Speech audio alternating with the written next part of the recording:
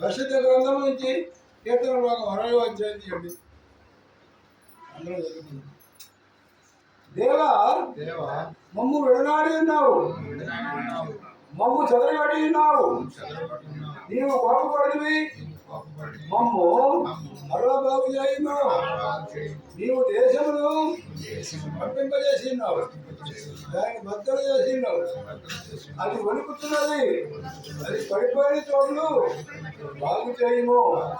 నీ ప్రజలకు నీవు కఠిన కార్యములు చేసి చూడనట్లు చేయు సత్యము మాకు త్రాగించు. సత్యము నిమిత్తము ఎత్తిపట్టుకై నీ యందు భయభక్తులు గల వారికి నీ యొక్క ప్రజలనిచ్చిన్నావు. నీ ప్రియుడు విమోచింపబడినట్లు నీ కుడి చేత నన్ను రక్షించి నాకు ఉత్తరమేమో. తన పరిస్థితులు చూడని దేవుడు మాట ఇచ్చిన్నాడు.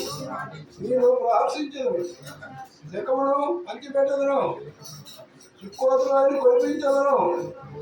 గిరాదు నాది, మనస్సే నాది. అభిప్రాయము నాకు శిరస్నానము, యూదాన రాజదండము. ఓయేపు నేను రాజు కొడుకుని పొందెము. ఎదోము మీద నా చెప్పు విసిరిపోయాను. ఫిలిప్పియా నన్ను ముట్టి ఉద్యోగం చేయను.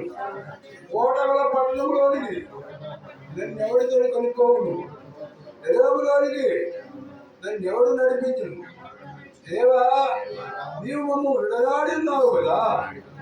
దేవా మా శరీరంలో కూడా నీవు బయలుదేరుగా మాడి ఉన్నావు కదా. మనుషుల సహాయము వ్యర్థము, శత్రువును జయించుటకు మాకు సహాయము దయచేయము. దేవుని వలన మేము దూర కార్యములు జరిగించము. మా శత్రువులను అనగదొక్కువాడు ఆయనే. హల్లెలూయా.